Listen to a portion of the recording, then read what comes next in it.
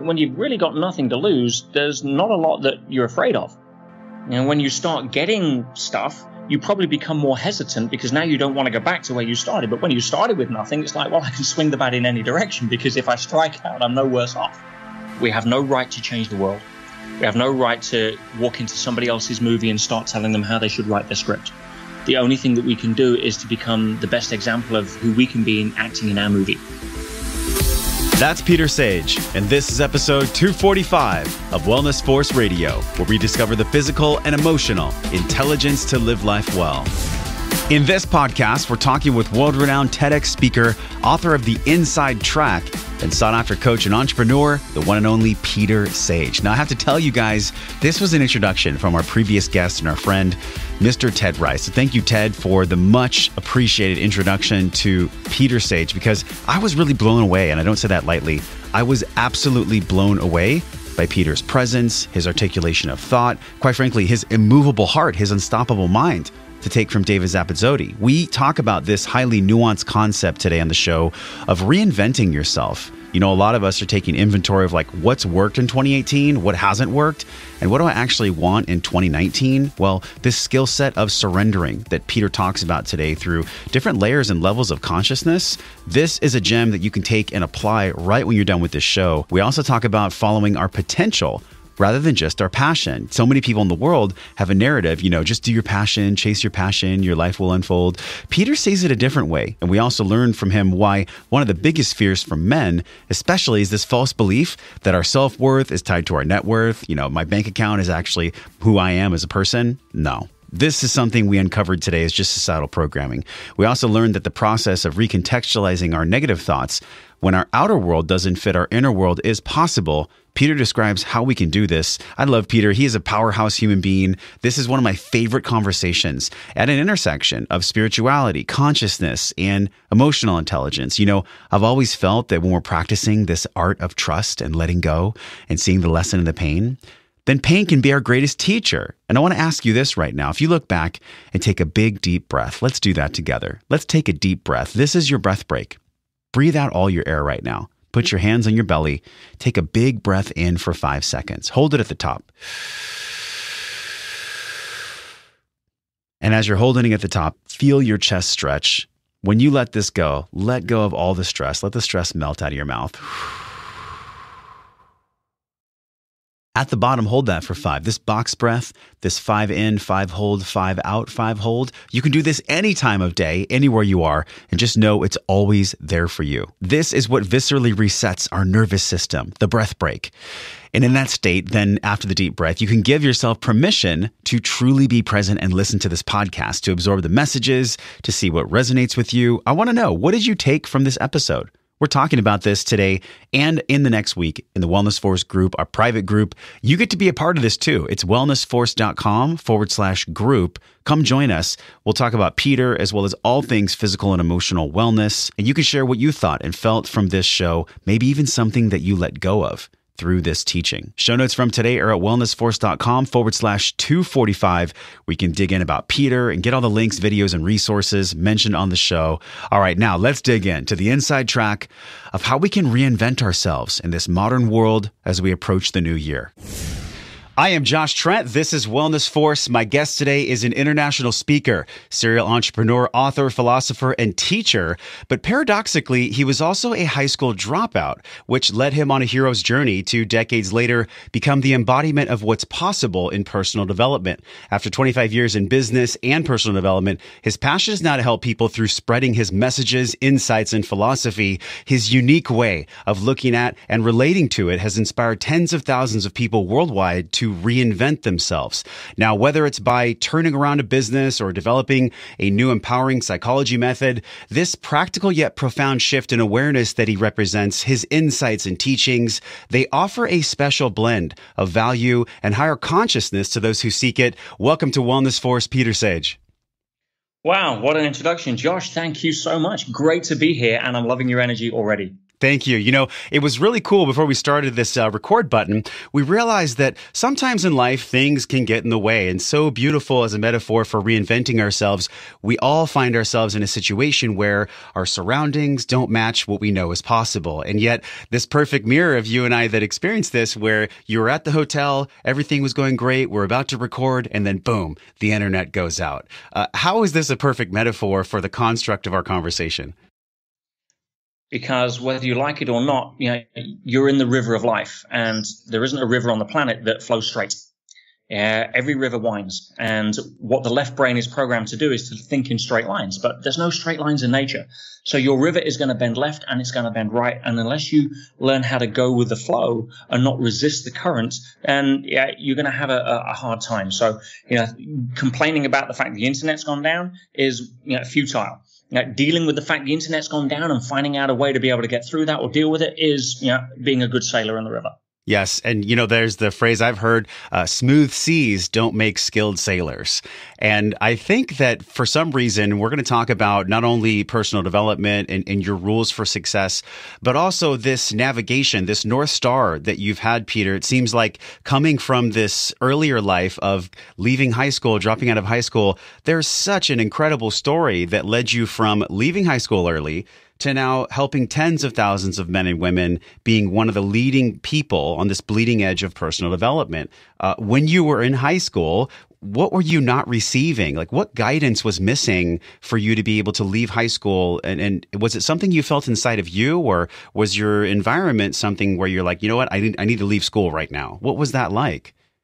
Well, from an early age, I recognized essentially that school teaches you two things. It teaches you how to pass tests and work for somebody else. And none of that was really going to be serving me. None of that was resonating in my DNA as part of what I wanted to do. I was a born entrepreneur. I wanted to be able to go out. And the very definition of the word entrepreneur, which I get asked a lot, how do you define it, is simply being independent.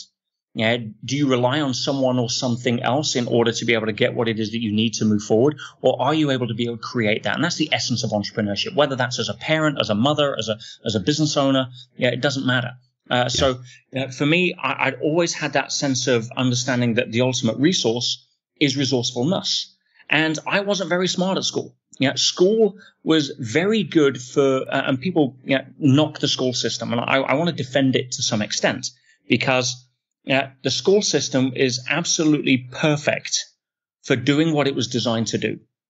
But what it was designed to do has no basis in 21st century reality.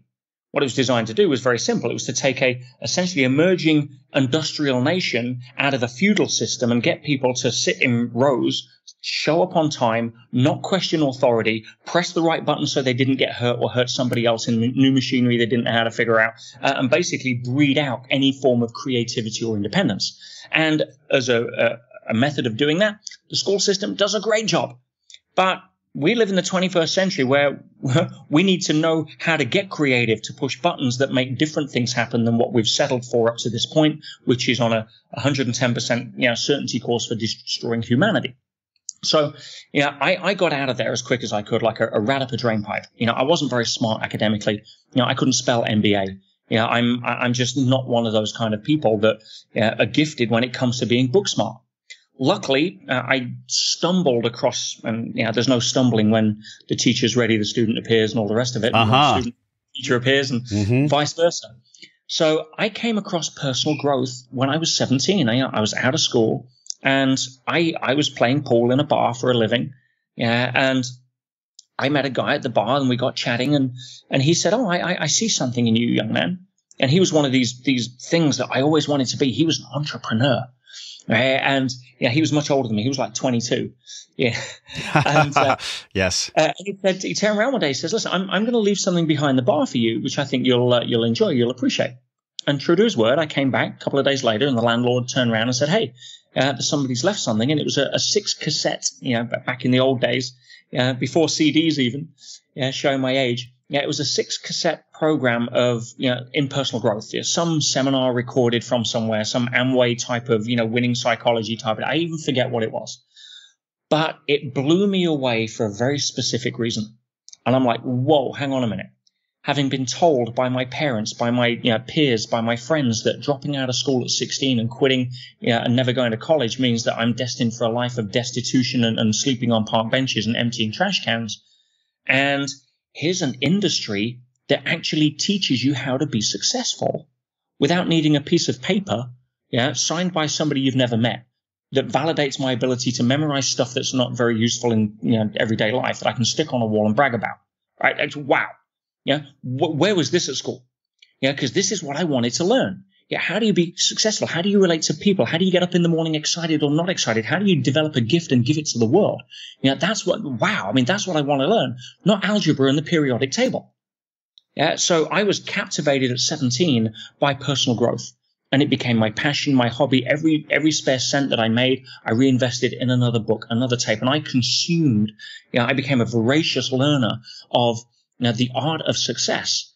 Now, I will say one thing, that a lot of the initial driving behind that did not have its basis in how do I, build a legacy and give my gift and all the rest of it. No, it had its basis in where most people have their basis in being an entrepreneur, which is avoiding the fear that they're not good enough if they don't.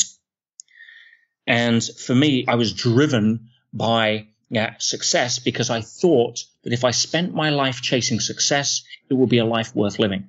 Wow. Having seen and spent so much time with entrepreneurs, that is a lie. And there is a massive difference between spending your life chasing success and spending your life chasing fulfillment. I got to pause you right there because so many questions already. I'm visualizing you with kind of a 22-year-old Yoda in the pool hall. And there you are, you're experiencing this new life paradigm, this new vision. And I think all of us, we go through phases in life, Peter, where we crave mentorship. We crave the answers. We want the PDF. We want the guide. We want something that'll give us insight as to what breath or next step we can take. Did you feel at that time that when you're in the pool hall, you got that download from the 22-year-old Yoda? Did you know that that was the beginning of what your life would unfold to be? Not necessarily. And I think, as Steve Jobs said, it's very hard to join the dots going forward. You really can only join the dots looking back. Yeah. And, I'm very grateful for that gentleman. His name was Dell. I actually ended up seeing him several years later, and he was essentially at exactly the same place. And he wasn't really so much an entrepreneur as, unfortunately, a wantrepreneur. And there's a lot of those around. And because they don't have the understanding, as you said, of the emotional intelligence to apply the actual book smart level of intelligence, or even the street smart. So, it was funny because I came across him and I ended up taking him and his nephew for a ride in my then Ferrari that I just bought at 25 years old. And it was almost like the student had become a master. And there was no ego there. It was more disappointment. It's like, wow, I held this guy on such a pedestal. And all he essentially did was give me a set of tapes, which I'm so grateful for introducing me into that industry. But it was like he wasn't applying what he was telling me to learn. And that was a big aha. This is beautiful because I've always felt, especially in my own life, and I know this is what you teach too, knowing is one thing, doing is another. A lot of us in the United States specifically, there's personal development courses. You mentioned tapes. I know what tapes are too. I'm 38 years old. So I know what it's like to put a tape in a car. But we personal development and Tony Robbins and all the masters, Wallace Wattles, Napoleon Hill, we've all understood for so many years now that the gathering information is one piece of the recipe. I'm curious, when you were that age, what do you think the ingredients were for you that allowed you to apply and to gather instead of your mentor who just did most of his time applying or just did most of his time gathering? Well, part of it was realizing I had nothing to lose. I started with nothing. I wasn't born with a silver spoon. And so, when you've really got nothing to lose, there's not a lot that you're afraid of. When you start getting stuff, you probably become more hesitant because now you don't want to go back to where you started. But when you started with nothing, it's like, well, I can swing the bat in any direction because if I strike out, I'm no worse off. Yeah. Yeah. And the big piece about that, too, is that many people in their later life, 40s, 50s, 60s, they don't want to go through kind of like that fear of the flinch moment where they have to actually reinvent themselves. And the risk is that they're going to be, going through humility in some way, right? They're going to have to actually reinvent themselves by looking deep within. This inventory process, there's so many videos of you online. I was scrolling through YouTube before we recorded here, and I just saw hundreds and hundreds of videos of you, not only on the TEDx stage, but also people that have done compilations of rules about you. And one of the rules that I saw, which fascinated me, was surrender. Now, we're not going to have time to go into all 10 of the rules. That's a podcast of its own, but surrendering, this skill of surrendering. Can we talk about this as it relates to being an entrepreneur? And by the way, I feel like being an entrepreneur is just a man or woman that has the ability to take risk. How does that surrendering piece of emotional intelligence play into life? And how did you come up with this surrendering metaphor? Well, there's several different aspects to that. And when it comes to taking risk, I think the way that I'd phrase that is, the ability to handle uncertainty, because some people are not entrepreneurs but are forced to take risks. It still doesn't make them an entrepreneur. It makes them somebody that's been forced into a position where they've got to do something that they didn't want to do. Yeah. So your ability to handle that uncertainty and have it being as normal or as comfortable in terms of, pass the salt, then that's really the defining characteristic that I see as entrepreneurs. But when it comes to surrender, there are different ways of hearing. And I want to sort of, I guess, put a backdrop on this of what I would call different levels of consciousness. Now, when you speak about consciousness, a lot of people can get caught up in, or wrap around the axle about the different levels of meaning around that, because it can be a little nebulous. On one side of the fence, you've got the biologist Newtonian paradigm that still believe the outdated and unproven model that it's a biological byproduct of brain function, which it never has been, never will be. That's like saying a television creates its own programs. Whereas, on the other side of the fence, you've got the extreme of the esotericism, sort of, sit around, sing kumbaya, and give it up to the divine without any associations to what you think that is. So, yes. You've got to. So I want to sort of bring it down a little bit. Your level of conscious awareness is really the level of emotional maturity and spiritual maturity that you bring to the table. And you can call it a vibrational match. You can call it, depending on what level of experience you've had. But if you go from the sort of lowest level, the victim mode of what I call, sort of to me, where everything happens to me and you're into the blame game, right up to the spiritual level of unity or oneness, where you see yourself in everything and you have non-duality. And there's a whole gambit between that. But depending on where you sit on that journey, that progressive level, the word surrender is going to come in at different levels of meaning. If you're in a lower vibrational aspect or lower state of consciousness, you're going to hear the word surrender from a place of acquiesce, from a place of giving up, from a place of being dominated. You turn around to a US Marine and say, what is the association to the word surrender? I've got news for you, right? He's not going to apply it in business. Yes. Right? It's like, no effing way. So, that's if you're coming from a place of force. If you're trying to force your outcome, surrender means you're giving up. But if you're coming from a place of power, if you're coming from a place of flowing with the river of life rather than swimming against the current, then you can come from a place of surrendering to a place of where you're allowing yourself to be taken from something that's greater than you, by a benevolent power, a benevolent level of understanding where you trust in life, the universe, God. Doesn't matter what label you put onto it. In fact, the biggest travesty of humanity is that we go to war and kill each other over whose label for the, whatever the metaphysical level of intelligence that built this game. This is so profound, Peter. This is so profound because so much violence has been created by saying the way that I love and connect to higher power is the only way. And if you don't believe me, I'll kill you. And I think that's an interesting way to look at this lens of growth and surrendering, because how many times in our own lives have we been so certain that in a situation of relationship dynamics, we have to be right. And if the person across from us can't see that we're right, well, then we're willing to actually let the relationship go. But yet we do have this other state of awareness that doesn't care about being right. And you've done videos on this. I've seen a few pieces of work that you've done about relationship dynamics. And I'd love for you to paint a picture of how you see the modern day relationships between men and women. It's on topic, but it's a little bit off topic. However, it intertwines because surrendering is part of this relational dynamic between men and women. How do you see that? And then what does that look like for you personally? Well, as you said, it does tie in, because whether you're arguing over religion or whether you're arguing over which channel to watch on the TV, the impetus comes from the same place. It's an egocentric, dominant, forceful position of I need to feel right in order to feel validated. Now, if you are externally validated, which means I need external agreement with whatever I think, then you are always going to set yourself up in conflict. And that has nothing to do with love, has nothing to do with certainly unconditional love, has everything to do with, I am so insecure in my own model of the world that I don't even believe it unless I get other people to agree with it.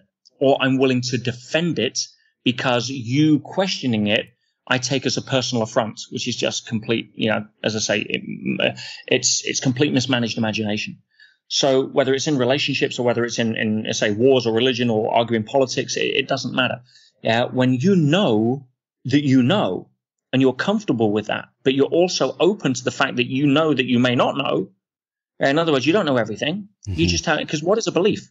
A belief is nothing more than a feeling of certainty about something. That's it. And beliefs change in a heartbeat. At one point, we believed the earth was flat. At one point, we believed the moon shone, rather than realize it's a black rock that doesn't give off a photon. It just reflects sunlight. So at one point, we believe that we need to be right about something. Well, that sets up a positionality where now I'm engaged in the game of attack and defend. But when you have nothing to defend, nothing to conquer, and nothing to prove, you just know. There's an equanimity about that comes with a level of, say, emotional maturity where you're okay with somebody not agreeing with you because you realize that their opinion of you is none of your damn business. And to go even deeper down the rabbit hole, our beliefs, before the belief comes even the health of our brain, because, we're half beast, half spirit, Peter, as I know you have this connection between entrepreneurship and spirituality. So to understand that we're a meat suit on a rock in the middle of outer space, consciousness does not happen in the brain. I loved your metaphor of, TV doesn't have its own programs. It gets sent the programs from some type of a download protocol. If we're not taking care of the brain, if we're not taking care of our body, well, then any kind of dynamic in relationships, in relationship to ourselves, the way that we love people in our communities, our business. If the brain isn't healthy, if we don't have a healthy brain, there's no way we're going to be able to receive proper downloads or disseminate love and empowerment to other people around us. How much about the brain do you talk about in your work, and how do you care for your own brain? Well, you're starting to mix the sort of physical and metaphysical here, which I'm thrilled to talk about, because ultimately, I subscribe to the virtual reality model. It's a virtual brain, but it falls under a subset of of consciousness called physical matter reality. What do you mean by I subscribe to the virtual reality? Right, I subscribe to the model that we live in a virtual reality, a simulation, a computed reality. That's what physics is now essentially telling us or screaming at us, and we can prove it at every level. It's what quantum mechanics discovered in 1929, and materialists have ignored ever since. But when it comes to understanding the brain, you're talking about the physical aspect. Now, let's just bridge the metaphysical for a second. Every thought, and thought is non-physical, every thought creates a chemical, a neuropeptide that creates something in the brain that produces a chemical. So you think happy thoughts, you think positive thoughts, and you're going to produce biochemicals and neuropeptides that correlate with that, whether it's oxytocin, whether it's dopamine, whether it's serotonin, and that is going to form a biochemical soup in the body that your cells are going to start getting used to, just like the outer cell, called the big cell, let's call it the body itself, gets used to weather. So you live in a sunny climate. I've got news for you. You're going to adapt to that sunny climate. You then go somewhere cold, and you're going to have local people walking around in T-shirts, and you're going to feel cold in jumpers because you haven't acclimatized to that. So if you think positive thoughts consistently, you are bathing your entire biochemistry in a positive soup. Let's just call it that. And that weather, let's call it the sunny weather, your cells are going to adapt. The receptor sites on all of your 100 trillion odd cells are going to adapt to that new wardrobe, or get a wardrobe that adapts to that weather. So they're going to start wearing sunbathing suits and sunglasses and all of that kind of stuff. Now, if you think negative thoughts, you're going to be producing negative biochemicals, whether that's adrenaline, whether it's cortisol. That doesn't matter. You're going to have a negative soup that your cells are swimming around in. Now, their job is not to question the weather. Their job is to adapt to the weather. So if you consistently think negative thoughts, your brain chemistry is consistently producing a chemical soup that your cells are now wrapping up in hats and scarves for. Now, here's the challenge, and this is also ties into why people don't apply what they know, even though they know what to do. And that is that because if you have 50 trillion cells that are used to negative thinking and a lifetime of being told you can't do it, and your parents, telling you, you should go to college, otherwise you're going to be a dropout, or whatever it is, they listening to the media telling you why, the world doesn't work, then you've got cells that are wearing hats and scarves.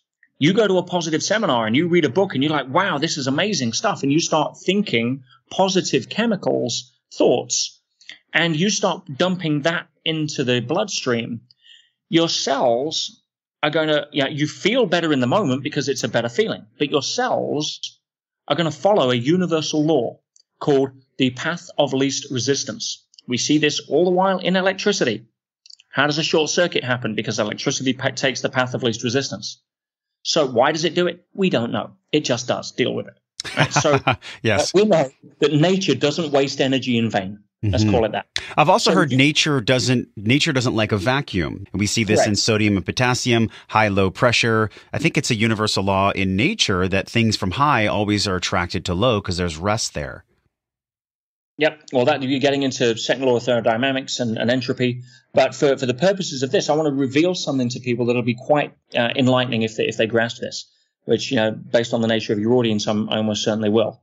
And that is that if you have 50, 100 trillion cells that are wearing hats and scarves, is it better or easier for them to go and change their entire wardrobe, or for you to simply start thinking winter thoughts?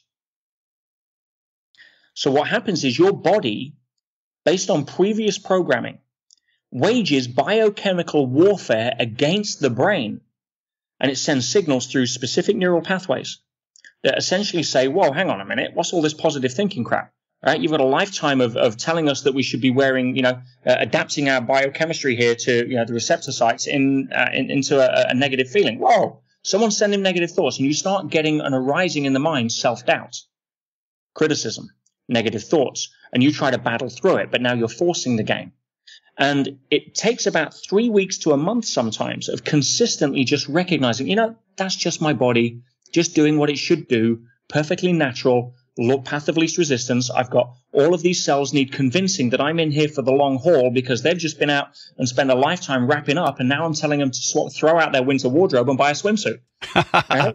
I love these metaphors, Peter. This has been really, really interesting, this area that we've wound up in, because I feel like in this cul-de-sac of awareness to which you speak, where there's hardware and there's software, to use the VR analogy, what do we actually do then to take care of this hardware? Because today, actually, it's beautiful timing. We're talking about this. We just came out with an interview with Dr. Michael Ruscio. He's a leading expert in gut health. We talked about the enteric nervous system.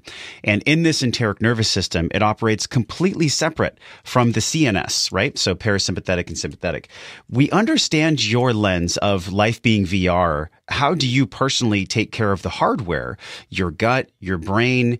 To circle back around to that question, where we are talking about a state of consciousness, but we're also talking about the receiver that receives it. How do you see that?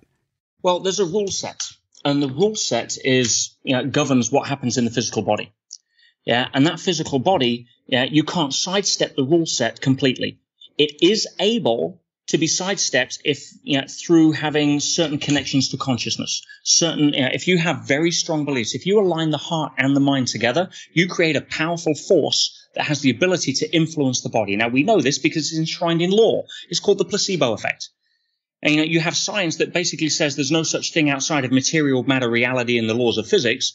Yet, if your thinking can outperform a drug better than a sugar pill, then, we'll give you a license, and if it can't, it won't. I mean, give me a break. All right? So, it's enshrined in law. But you do have to take care of the physical rules. If I stop breathing, I'm going to die. Now, I can train myself to an extent to make sure that I can have some level of, sidestep around that, but there's limits. So when it comes to the brain, one has to take care of the brain. Now, what is the brain made of?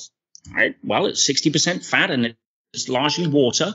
And so from that perspective, if we have a situation where we're ignoring the basics, we're not hydrating properly, we're drinking sodas, we're thinking negative thoughts, then it's pretty common sense. That the body's a 24/7 adaptation machine. Now, its job is not to care or critique which environment you put it. You can put it in McDonald's. You can put it in the gym. It doesn't care. Its job is to faithfully adapt. Yeah. Yeah, and that goes for the inside of the body as well as the outside of the body. It doesn't care if you think negative thoughts because you can't get over the death of your parents 10 years ago or your last divorce. Its job is to make sure that your cells adapt to a high cortisol-based environment, which is going to create stress, wear out the adrenals. It doesn't care that you're going to die 10 years early or more. It's not its job to care. Its job is to follow the instructions. You get in a car, and the car's job is to follow the instructions. If you turn left and it takes you off a cliff, the car's job is not to say, "Oi, hang on a minute, really, you should be turning right." No. Car's job is you turn the wheel left to go left. I think all of us can relate to this too, because this car analogy, everyone is coming from some type of genetic coding though as well. And if we look at the science of epigenetics, the way that someone might be attuned or coming in with more of a line where they're always going down a negativity path because that was their parental example. I understand you and I receive your message, and I think all of us can connect with, if we're feeding the mind negative thoughts, then of course we're going to put out toxic beliefs and toxic everything. However, what has been this little inflection point between you personally and the people that you help to get out of the negative feedback loops? Because if that was their example, the breakaway from that parental example can be so incredibly challenging. So the baseline for all human beings to thrive is nutrition, what we put in our mouth. But with so many people living in food deserts and the speed of life increasing, it seems like almost every week, how we stack our environment in our favor? Yes, there's produce delivery companies and ready-made meals, but our environment every single day, the things that we do when no one's watching, this is what really breaks down to living our life well. So we get to stack our environment, the environment that we have at our home and at our work and in our car. We can stack this in our favor. This is why I'm a huge fan. Every single day, I'm personally taking the Organifi Red, Green, and at nighttime, the Gold Juice. Let me break this down for you. This is an entire day system. This is not just a one-hit wonder.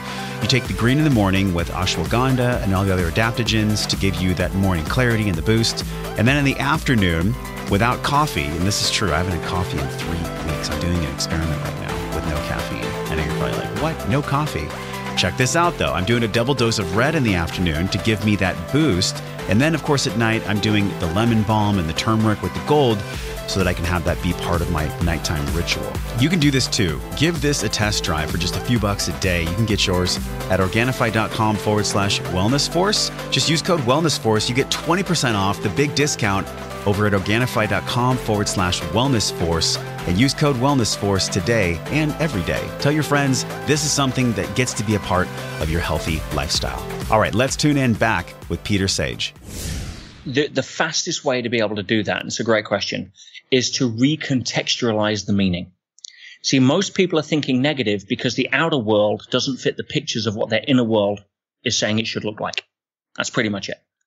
All stress comes from the outer world not fitting the pictures of what I think it should look like in the inner world. Usually linked to the fact that because of that, it triggers the fear that I'm not good enough or not enough. That's so at some level, depending on how many layers of the onion you want to pull back. So if you want to help somebody, the first thing one has to do is not try to do what they've spent their life trying to do and probably given up on, which is to change the outer circumstances to fit their inner pictures. One has to shift the meaning of the outer circumstances so that those inner pictures and those fears no longer get triggered. And I'll give you an example. You probably saw the book that I recently put out, The Inside Track. And on my adventure last year, where I spent 6 months in one of the toughest jails in the UK. And that was an incredible journey. I was the only non-criminal. I'd never been accused or charged of a crime. And I found myself wound up in there through a contempt of court application that I didn't see coming. It was masterfully engineered by the universe and to give me what I call a graduation event. But it allowed me to go in. And I remember when I was in court, and I was just arguing the toss over a business deal in court that happened 6 years ago. And with a major multinational, multi-billion-dollar company, which was my first mistake. They had a lot more money than I did for and lawyers. This was HP, correct? It was indeed. Mm-hmm. And I thought it'd be laughed out of court in 5 minutes. They spun a contempt of court application. I gave it no credence. I thought it'd be laughed out of court, as I say, and I had no idea that they would spin it to the judge, and I ended up serving 6 months. And when it looked like it was going the wrong way, I said to my fiance, I says, "Wow, honey, it looks like there's an outside chance here. I could even take a holiday. What's going on?" She says, "Oh my goodness, what do you think's happening?" I says, "Well, look, if the river of life wants to bend that way, Let's think about it. My mission has been publicly stated for a long time. I'm here to raise the global consciousness of humanity. That's why I was sent. And I'm very fortunate. Many people around the world for the last many years have seen my work and been impacted by it. But there may be many people that would benefit that could never see it because they're in a place like that. If life wants to send me in there and let me go do my work, then honey, let me go do my work. And that I went in not with the identity of a prisoner, but with the identity of a secret agent of change. And that gave me a phenomenal laboratory of working with people at the lowest end of society. I'd never had the chance to work with at that level, that consistently, and in that level of concentrated environment. I spent 15 years going around the world working as a trainer with Tony Robbins. And I was very grateful that, I got the opportunity to work with all sorts of people in that environment, from drug addicts to homeless to abuse cases, suicide, right up to $100 million CEOs who, ironically, were usually the most drug addicted and suicidal. Mm-hmm. But when I was in a place like Pentonville, and think of a cross between Shawshank Redemption and Prison Break. That was pretty much Pentonville, one of the most violent, outdated 200-year-old prisons in Europe. And one of the ways I got to shift people's mind initially that had the most success was to get them to understand the difference between freedom and liberty. See, they were walking around under the impression they'd had their freedom taken away. They hadn't their freedom taken away. Freedom is a state of mind. The only thing that had been reduced is liberty. Liberty, you can have your liberty reduced, because your parents have just grounded you. Somebody without a passport can feel that their liberty is reduced. Somebody that doesn't have the legs to run after a bus can feel that their liberty is reduced. But freedom, it's a state of mind. And nobody can ever take your freedom away. Why do you call this a graduation event? What does that mean? A graduation event is essentially ways in the script of the movie of your life that are engineered by, let's call it the producer and the director, whatever label you want to use, that are essentially sent to you to validate the fact that you can apply what it is that you should know. If you spend your life teaching something, if you spend your life as a relationship coach, expect a messy divorce to see how you deal with it. All right? If you're a fitness professional and you preach about fitness, expect a chronic illness to be able to give you the opportunity to demonstrate how you've been coaching everybody else for the last 10 years, right? So you can walk your talk. And so for me, I saw it as an exciting opportunity that I've been teaching positive thinking for the last 15, 20 years with some incredible content. But what happens when you put a motivational guy in jail and take away his business and hit him with hundreds of thousands of dollars in legal fees and not tell his fan base so they have no idea what's going on? And what happens? How do you show up? That's your test.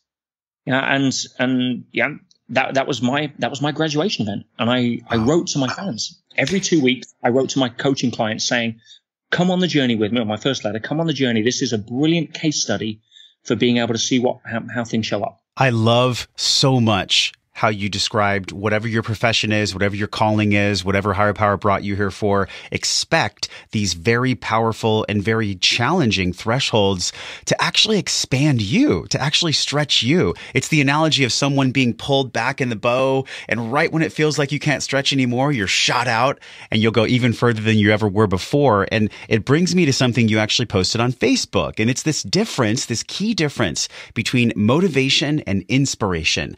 Let's face it, being in a jail cell is not freaking inspiring, and it's not motivating at all. So in this paradigm, and by the way, that can be an example or a metaphor for anyone who's experiencing maybe their own kind of jail cell. How did you shift from staying in inspiration to not dabbling in, oh, poor me, or how do I get motivated today? It seemed like while you were there, you stayed in that channel of deep inspiration. How did you do that? But the biggest factor when it comes to that is having a mission, an outcome, a focus that is bigger than you. When you're focused on yourself, it's going to get you so far. When you're focused on others, you're going to go further. It's just, if you have a calling to be able to give power, Tony Robbins taught me a phrase many years ago. He said, power moves to those in direct proportion to their willingness to serve. Powerful phrase. And I found it to be 100% true. I ran a crazy race a few years ago called the Marathon des Sables. It's an ultra marathon across the Sahara Desert. It's basically a marathon a day, back to back for 7 days. Day 4 is a double marathon. You're carrying 20 kilos, 30 pounds on your back. You're running in soft sand at 52 Celsius, 135 degrees. Water's rationed to 9 liters a day. That's for washing, cooking, hydrating, and running a marathon. Yeah, don't do it. And I learned a big lesson on that. I went there because it was the toughest foot race in the world. I mean, why do you climb Mount Everest? Because it's there, shouts every ego. And so did mine. And I remember on the day of the double marathon, I woke up with food poisoning. I couldn't walk. I could barely lift up my rucksack. And I've got 52 miles to run that day across some of the toughest terrain in the world. 84-kilometer stage. And I was retching out of both ends. I had food poisoning. I was dehydrated. The gun went off and 600 people ran and I trudged. And there's a camel that starts at the same time. And if the camel overtakes you, you're out of the race. That's kind of the benchmark. And so I had to keep going and I wanted to keep going. And by 8 o'clock that night, I was done. I got nothing left. There was no positive talk. There was nothing. And I basically sat down on a rock and I started to cry. Sun was setting. Temperature drops below 0 at night in the desert. It's freezing. So I've got another pretty much 20 miles to run through the night. And I've got to run just to stay warm. And I can't. There's nothing left. And as the sun was setting, I heard this noise trudging through the sand. And I looked up and I saw this blind old Korean guy in his late 60s tied at the wrist to his guide. He was a competitor. And he was trudging through the sand, and I looked at him and I thought, wow, what possesses somebody who's not an athlete? He's a pensioner, can't even see where to place his feet, want to run the toughest race in the world. And I thought, I've got to find out. I'm a student of human behavior. And I went and I ran after him and I caught up and I found out through his guide, Josh, that every year he ran this race for one reason. Years ago, his brother died of cancer, and he raised money every year for the hospice that looked after his dying brother. And I'm like, whoa, hang on a minute. If ever I needed a reminder that this shouldn't have been about me and my ego and bragging to girls in bars that I could run a freaking ultra marathon across the desert and all of that, but I wanted to make this about somebody else, something else, anybody else, but something bigger than me. And I felt a rush of energy. It inspired me. I finished the race that day. I ran another 26.2 miles the day after. I finished the race the day after that, and it just taught me the biggest lesson out of the entire experience. Was that if you really want to get inspired, not motivated. See, motivated got me as far as sitting on a rock crying my eyes out, thinking I was about to quit. Inspiration started when I started thinking that maybe I'm here to serve, not here to take. And that, I think, is the tipping point of emotional maturity. This makes me take a deep breath because in your post, you said motivation's temporary, like gas in a car. It burns hot, applies good energy in the moment, but always runs out and needs topping up. Inspiration's different. However, inspiration does not have a finite fuel tank that is subject to the temporary states and vicissitudes of motivation and willpower. Let's talk about willpower, because I'm thinking about you crying in the cold darkness of the desert and then seeing this gentleman who's blind, like doing it for something way greater than himself. How have you fueled this inspiration for so many years? Has it changed? Has this inspirational fuel changed for you since you started out the journey of Team Sage? Yeah, absolutely. And I think it should, because you evolve. You become a different person. And the more you evolve, the more you have to give, the more you have your own graduation events. I believe we're here in Earth School. And what happens? You go to grade 5, you pass grade 5 after your graduation exam, you go to grade 6. Now, are the questions harder in grade 6? Well, of course, they're meant to be. You pass grade 6, you go to grade 7, and it goes on. So for me, what really has fueled my journey, as I mentioned earlier, my mission is to help raise the global consciousness of humanity. That's not a platitude. That's, I had a very honest and open conversation with my fiance last week. We're talking, I should have got married, by the way, while I was inside. I mean, the wedding was cancelled. I mean, it was a curveball across every part of my life. The wedding was paid for in Portofino in Italy, and again, the groom was absent at Her Majesty's Wow, place. Talk about a lesson in the school. Geez, this is a very, very strong lesson. How challenging did that feel to know that you were going to get married and then nope, universe snatches it away? Yeah. And my business was just, starting to help hundreds of thousands of people. We're doing 6 figures a month, and we just sold, I think 50 tickets that month at $1,000 each to my business school. That was happening a couple of weeks later. Of course, everybody wants refunds. I mean, it's just like, it was an absolute nightmare. And I've got my hands, tied literally, in a place where I can't even make a phone call. And it was just so, so bad. But I accepted it. I realized that. I'll give you another metaphor, which I think people may find useful. I think we all star in the movie of our life. Yeah, everybody is the star of the movie of their life because we're the only person that acts in every single scene.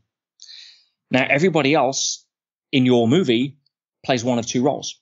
Either they're a supporting cast, if you're lucky, you may count them on one hand, a wife, a spouse, a son, daughter, a business partner, whatever. Or 99% of people in your life are going to be film extras in your movie. That's just how it shows up. Now, the biggest challenge, by the way, and this is why people are driven by the good opinion of others so much, what I call goop, the good opinion of other people. Most people spend their life swimming in goop because they walk around under the false belief and the illusion that everybody sees them as the star in their movie. But of course, they don't. Nobody cares about you being the star in your movie. They're too busy being worried about what they think you think of them as the star in their movie. Right? And we adapt ourselves into changing our behavior to get approval and likes and opinions and good opinions of others when they don't really give a crap. We're nothing but a film extra in everybody else's movie. So when it came to creating the best movie of your life, what kind of movie do you want to create? Well, I want to create a movie that people want to pay to watch. What does that have? It has drama and intrigue and comedy and tragedy and wonder and all of that stuff. You don't want to pay good money to go to the cinema to watch James Bond rescue a kitten out of a tree for 90 minutes. No, that's not as exciting. I love this because we had Paul Chek, who's, I think, one of the top leading voices in wellness on the show. And he said, if you ask the universe what kind of a story it would want to create, there would have to be some dark duality and some really bright white light. There has to be this pendulum swinging at all times. And I think about the role of money in this, Peter. How does money play such a powerful role? How much wounding is there for people around money? I think it's probably one of the deepest, if not the deepest, wound for people in this movie. Money, however, we know is energy. Many people have talked about this. I know you have probably courses and ways that you take people through different types of money consciousness in your work. How did money change for you? How does this apply to the VR simulation, money? Well, the biggest challenge with money when it comes to the frustration and the wounding that you mentioned is down to one false belief. And that is the belief that most people have their net worth tied to their self-worth. And because the biggest fear that we have as human beings is the fear that we're not enough, that if your net worth is down, that triggers your self-worth down and triggers the fear that you're not good enough, and all sorts of stuff and fears and wounds and everything get triggered for that. So most people will compromise their values around money faster than anything else to avoid the fear that they're not enough. That's pretty much it. And of course, we've conceptualized money. How do you conceptualize something that isn't conceptual? Money doesn't exist. It's pieces of paper with dead people on it. It's shiny metal and hard rocks. Let's be honest. It's conceptual. I think the cryptocurrency world taught us that. Right? Fiat currency. You want the biggest, money scam on the planet. It's government paper. So, if you have an understanding that money is simply nothing more, it's a way that we measure perceived value. That's it. And it's a way that if you add value and the perception of that value, depending on how great it is, determines how that exchange of money is then facilitated.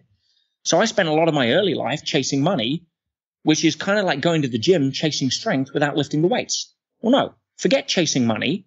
Chase adding value, because money is nothing more than a byproduct or a consequence of adding value. You add value, you get money, because that's all it is. It's a measure of that. But if you're chasing the actual measure and not doing the result that requires to trigger that exchange, again, it's like walking into a cold room and saying to the fire, "Hey, give me some heat and I'll go fetch you some wood."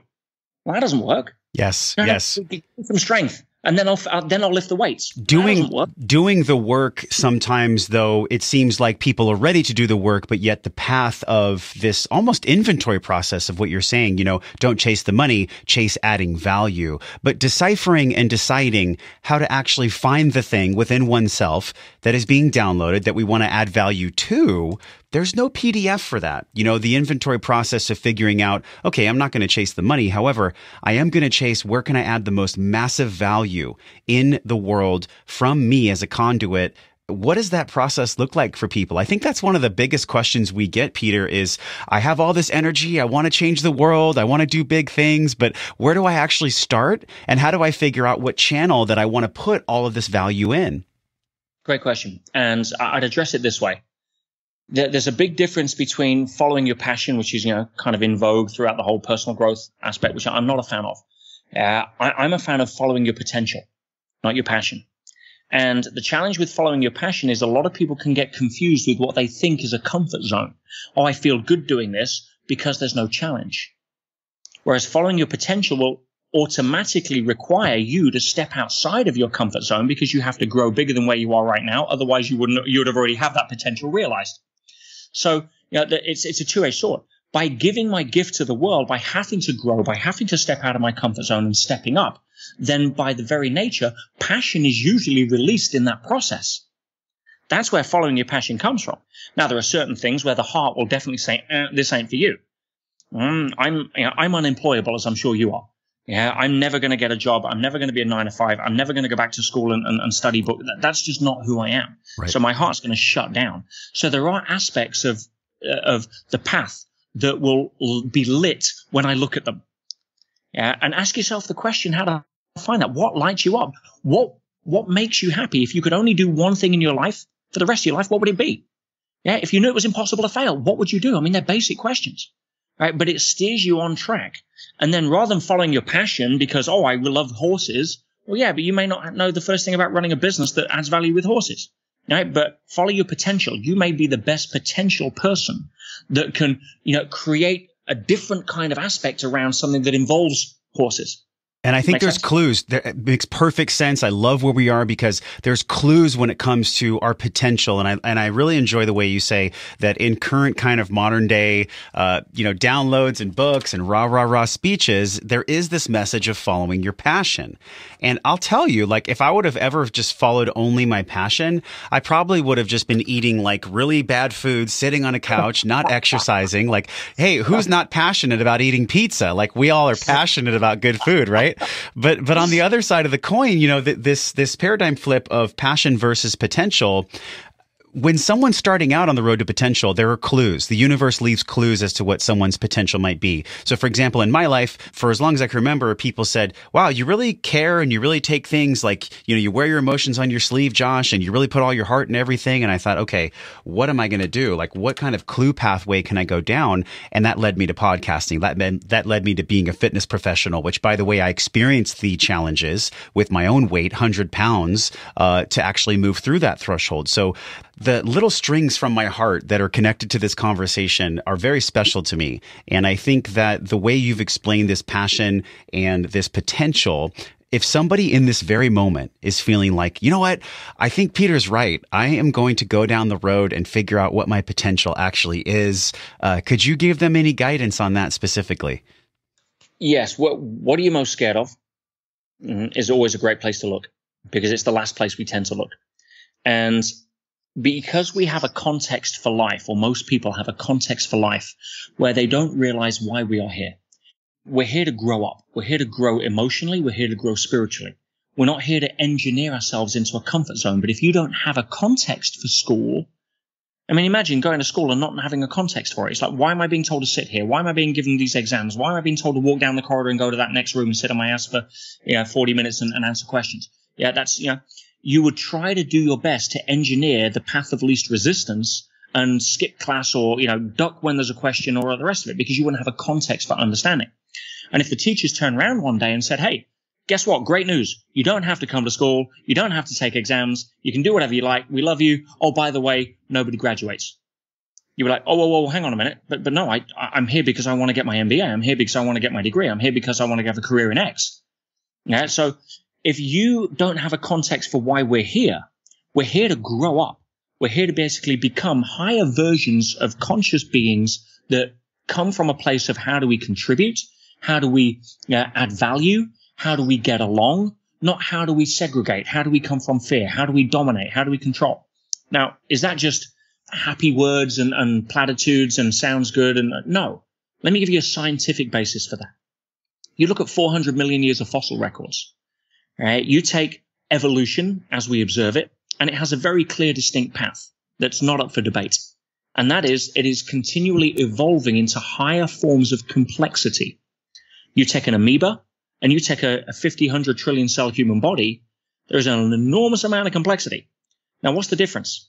You put 50 trillion separate amoebas and one fuel source, and you've got a war.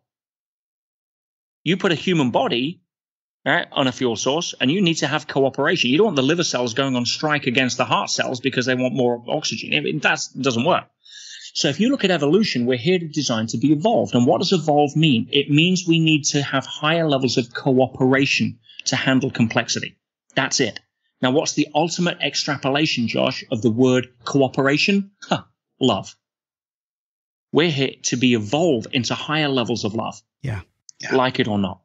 And until we get that, the universe will keep giving us a slap around the head to get our attention. I remember I was in Austin when Michael Pollan's book came out, and I got to meet him and hear his talk about his book. And he said, the reason that love is all there is become such a abused platitude is because the most powerful truths usually hide in plain sight. So the fact that you said love is actually cooperation, that's the whole definition, that's the bridge. I think that's really what we need right now in the world. And as we wind down this incredible conversation, I want to ask you this question about our evolution. In evolution, there is the word love. So think about that flipping if you were to read it backwards, right? This love revolution that we're all kind of in this world of wellness and personal development and health wanting to flourish. What is your role in that, and how do you see that unfolding from a societal perspective? My role is the same as your role, Josh. We can only be the example.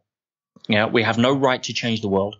We have no right to walk into somebody else's movie and start telling them how they should write their script. The only thing that we can do is to become the best example of who we can be in acting in our movie. And that's it. And wish everybody well and do the right thing. I mean, ask yourself the question. You talk about relationships earlier. What would love do? Would love argue over whether, you're right and I'm wrong? Again, you can imagine that between a lung cell and a brain cell. Yeah, you'd be out of oxygen in 20 seconds. Right? That doesn't end well. So, what would love do? It's a primary question that really forces us to get our ego in check and see what the bigger picture is here. So what's my role? I want to spread my message. I have absolutely no association as to who listens to it or what they do with that message. That's not my role. My role is to try to inspire people in a way that hopefully adds some value that they can choose to take into their movie. But, and when I was in prison, I was simply on location for 6 months filming the prison scene in my movie. And that's how I saw it. I was able to recontextualize the whole event. But I was there still to be loving as much as I could, not argue, not complain, not resist. That's futile. Yeah. And I think that's a lesson for all of us. Certainly was for me. The values that you have for Team Sage, core values, authenticity, humility, inspiring leaders, to magnify the greatness of others, to leave people better for having crossed our path. But this one specifically, this last core value, is what I'd like to leave people with, to be an open channel for higher wisdom. How do you personally, and how can we as the Wellness Force Collective, be this open channel for higher wisdom? It's all about, again, asking better questions. What would love do right now? What serves the greater good? Is this serving my ego or is it serving my growth? And being able to say, look, I don't need to take credit for, the stuff that comes through me. I am a conduit for that. And if I was to give one final invitation, it would be to stop playing the game of how do I raise my own significance, which is where, most people are in life trying to prove how they're good enough or justify themselves, and start playing the game of raising the significance of others and see the magic show up. This conversation was magic for me, and thank you so much for showing up so profoundly, so strongly, and giving us all these deep metaphors to explore. My friend listening, go to the show notes right now. petersage.com is the website. We're talking about this in the Wellness Force group, wellnessforce.com/group. Peter, to say goodbye, how would you define wellness? We explore this intersection of physical and emotional on the show. In the middle, I believe, is this connection to spirituality and a higher power. Knowing those three, what does wellness mean to you? How would you define wellness? I would say fulfillment. Yeah. It's when it comes to understanding fulfillment, you can't lie over what your heart is telling you. Your brain can increase its volume and therefore justify, which is what the brain's job is to do. But you can't lie over the top of an unresolved issue that the heart's trying to bring to your attention. So if you are content in your heart that you've done the right thing, you've said the right thing, not because your ego's there, then you experience wellness and the heart will react to that. Your body will react to that. Do what's right. Not what scores the most points on the ego ladder, but just do what's right. And the universe will always come back and wellness will be a byproduct of that. WWLD, what would love do? Peter Sage, thanks for coming on the show. Appreciate you so much. Pleasure's mine. Thank you so much yourself, Josh. You bring an amazing gift to the world. Hey, my friend, thank you for hanging out and growing with me today. Everything you learn on this podcast starts with your morning practices. So from over 200 world-class guests and counting, we've distilled the gems, the best of the best science-backed practices down into a 21-minute morning system guaranteed to increase the positive flow in your day. Get this free and powerful 21-minute life-changing system over at wellnessforce.com/M21. If you enjoyed this episode, tap your phone, share it with someone you care about, because that is how we all get better together. Supporting the show is easy. Leave us a 5-star review right now from your phone. It helps us reach other smart and conscious people like you. Either tap your phone and hit the link in purple that says review this podcast, or go to wellnessforce.com/review. And this show doesn't stop here. We're continuing the discovering process in our private Facebook group. You can be a part of it. All you have to do is go to wellnessforce.com/group, and I'll welcome you at the door. Okay, now you get to go out into your world and live your life well. So until I see you again real soon, I'm wishing you love and wellness.